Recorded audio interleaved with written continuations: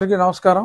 ఈరోజు నేను ఒక వార్త చూసి ఆ వార్తపై స్పందించాలని చెప్పి నేను ఇలాగ ప్రజల ముందుకి వచ్చా. అదేమిటంటే మాజీ ముఖ్యమంత్రి జగన్మోహన్ రెడ్డి గారు ఒక అద్భుతమైన పదాలు కొన్ని చెప్పారు. అదేంటంటే మనిషిని జైల్లో పెట్టడం అంటే పరువు తీయటమే, దెబ్బ కొట్టినోడికి నొప్పి తెలిసేలా చేసేందుకే యాప్ వైకాపా న్యాయ విభాగం ప్రతినిధుల సభలో జగన్. సో ఇక్కడ మరి ప్రతిష్ట తీసేందుకే, నా పరువు తీసేందుకే మరప్పుడు జగన్మోహన్ రెడ్డి గారు నా మీద రాజద్రోహం కేసు పెట్టి నన్ను హఠాత్తుగా ఇప్పుడు ఏ నోటీసులు ఇవ్వకుండా ఎలా తీసుకొస్తారని చాలా చాలా చాలా విపరీతంగా బాధపడుతున్నారు.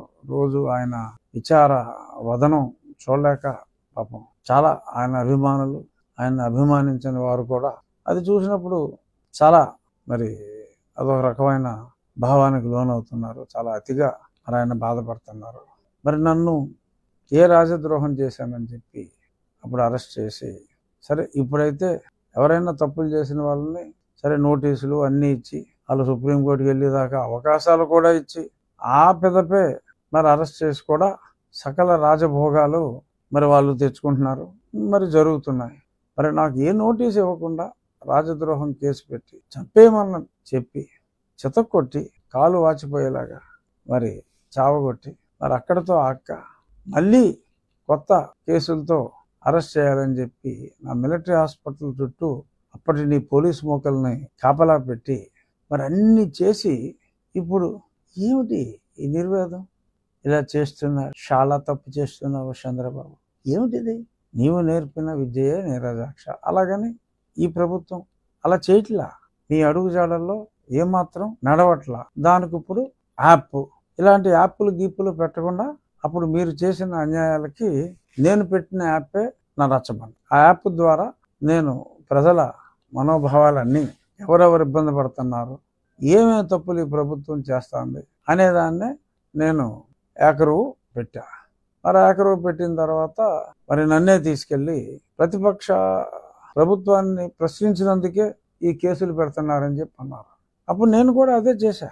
అప్పుడు ప్రభుత్వాన్ని ప్రశ్నించా, కేవలం ప్రెస్ మీట్ పెట్టి ప్రశ్నించా, ఇది సరి చేసుకోండి, ఇది సరి చేసుకోండి అని. మరి ప్రశ్నించినందుకు మీరు అంత చేశారు. ఈ వార్త చదివి నేను స్పందించడం నా బాధ్యతగా భావించి నేను మాట్లాడుతున్నా. ఎందుకంటే నేను రాజకీయాలు మాట్లాడటం మానేశాను. నా పదవిలో, ఈ రాజ్యాంగబద్ధ పదవిలో రాజకీయం నేను మాట్లాడకూడదు కాబట్టి నేను సంయమనంతోనే ఉన్నా. కానీ దెయ్యాల వేదాలు వల్లించినట్టుగా, అంటే జగన్మోహన్ రెడ్డి గారు మీలో నిజంగా మార్పు వచ్చి ఇలా జరిగితే చెప్పండి. అప్పట్లో నేను రఘురామకృష్ణరాజుని అరెస్ట్ చేసి మరి ఇలాగా కొట్టించడం, సరే అది మీరు ఒప్పుకోలేరు కనుక అలాగా మరి అలా చేయటం, అప్పుడు పోలీసు వారు అలా చేయటం చాలా తప్పు అని మీరు మాట చెప్తే బాగుంటుందేమో ఆలోచించండి జగన్మోహన్ రెడ్డి గారు. అది మాట్లాడకుండా ఏదో రొటీన్ డైలాగులు వల్లవేస్తూ దెయ్యాలు వేదాలు వల్లించినట్టు అలా చేస్తున్నారు, ఇలా చేస్తున్నారు, అన్యాయం చేస్తున్నారు. నిజంగా మీరు నాకు చేసినట్టే ఈ ప్రభుత్వం చేస్తే అసలు బయట ఎవరో ఉండేవారు కాదు. అసలు ఎంతమందిని అరెస్ట్ చేశారు? అతి తక్కువ మందిని, వేల మీద లెక్క పెట్టేవారు. మద్యం స్కామ్లో పీకల్లోతు మునిగిపోయిన వాళ్ళని. సరే మీరు ఏదైనా సమర్థించుకోవచ్చు. అతను వేరే వాళ్ళతోటి ఎక్కడ చూసినా ఈరోజు ఎవరు సెల్ఫీ అడిగినా సరే సెల్ఫీ ఇస్తారు. రోజు మరి నాతోనే దగ్గర 200 నుంచి 300 మంది ఫోటోలు దిగుతున్నారు నేను నియోజకవర్గంలో తిరిగేటప్పుడు. అందులో ఎవరైనా బ్యాడ్ పీపుల్ ఉంటే ఉండొచ్చు. మీరు దాన్ని మీ పేపర్లో ఫోటోలు వేసుకుని ఈ రకంగా నిందించటం, నింద గురించి మళ్ళీ చెప్పినట్టు నేను మాట్లాడవలసిన అవసరం లేదు. కానీ నన్ను ఏ రకంగా హింసించారు అనేది గుర్తు చేయాలని మీడియా ద్వారా అప్పటి ముఖ్యమంత్రికి తెలియచేయాలని, you please express your sorry for what all has happen during your tenure, especially for me mister Jaganmohan Reddy. ఒప్పుకోండి, తప్పు ఒప్పుకోండి. ఏమో అప్పుడు ప్రజలు క్షమిస్తారేమో. కానీ ఎలా మీరు చేసేదంతా చేసేసి ఇప్పుడు ఇలా నంగనాచి కౌరులు చెప్పడం కరెక్ట్ కాదు. సరే ఎలాగో మీడియా ముందుకు వచ్చాను కాబట్టి ఇచ్చిన హామీల గురించి ప్రభుత్వం, నేను పార్టీల గురించి మాట్లాడతల్లా, ప్రభుత్వం ఇలా ఉచిత బస్సు ఇస్తా ఉన్నారు, ఆగస్టు 15 నుంచి మొదలు పెడుతున్నారు. అలాగే తల్లికి వందనం అన్నారు, ఆల్రెడీ స్టార్ట్ అయిపోయింది. అలాగే అన్నదాత సుఖీభావ అన్నారు, ఆల్రెడీ ప్రారంభమైంది. సో చెప్పింది ఏమి చేయట్లేదు అనే మాట, ఈ ప్రభుత్వం చేయట్లేదు అనే మాట అది కరెక్ట్ కాదు అని ప్రజలందరూ రియలైజ్ అయ్యారు. కాబట్టి దాన్ని పదే పదే అదే పనిగా మాట్లాడటం సమంజసం కాదేమో, ఆలోచించండి అని మటుకు చెప్తున్నా. ఇక నా నియోజకవర్గం విషయం గురించి లైట్గా ప్రశ్నిస్తా. నా నియోజకవర్గంలో నిధుల కొరత ఉన్నప్పటికీ దయాద్ర హృదయాలైన ప్రజలు కాస్త అధిక సంఖ్యలో ఉండబట్టి తాగునీరుకు కానీ సాగునీరుకు కానీ పాఠశాలల అభ్యున్నతికి కావలసిన క్లాస్ రూముల విషయంలో కానీ ప్లే గ్రౌండ్స్ విషయంలో కానీ ఎందులో కూడా ఎటువంటి కొరత లేకుండా పబ్లిక్ పార్టిసిపేషన్తో ఈవెన్ రాష్ట్రంలోనే ప్రప్రథమంగా నా నియోజకవర్గం మొత్తం ఒక ఓన్ ఆప్టిక్ ఫైబర్ నెట్వర్క్ వేసి మరి 500 పైగా కెమెరాస్తో ప్రతి నూక్ అండ్ కార్నర్ కవర్ చేస్తూ లైవ్ చూసే విధానం, ఒక సర్కిల్ ఆఫీసులో ప్రతి కెమెరా కూడా లైవ్ చూసే విధంగా, అలాగే జియో ఫెన్సింగ్ కూడా సాఫ్ట్వేర్లో ఇంక్లూడ్ చేసి ఎవరైనా ఒక నోన్ క్రిమినల్ ఉంటే మా ఉండి నియోజకవర్గంలోకి వస్తే మరి అతను ఎవ్రీ సింగిల్ మూమెంట్ కూడా ఎక్కడెక్కడ మూవ్ అయ్యాడు, ఆడ మా ఏరియాలోకి enter అయ్యాడంటే criminal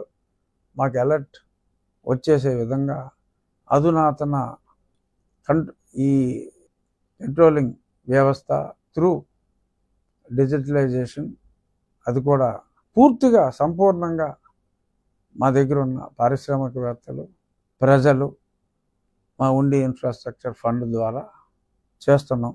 that is going to be the total game changer for crime control in the state of Andhra Pradesh. తప్పకుండా ఇది జరిగిన తర్వాత గౌరవనీయ ముఖ్యమంత్రి గారు రాష్ట్రం అంతా కూడా అతి తక్కువ ఖర్చుతో కేవలం ఒక 700 కోట్ల రూపాయలతో Andhra Pradesh very soon it is going to be A crime free state. ఎందుకంటే ఆ భయం ఉంటే వాగ్దానం చేసేవాళ్ళు కానీ ఇంకొకరు కానీ తగ్గుతారు.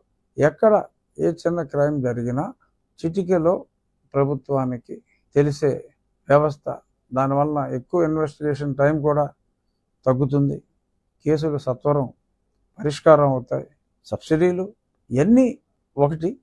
But law and order is the most important for any government and it's governance.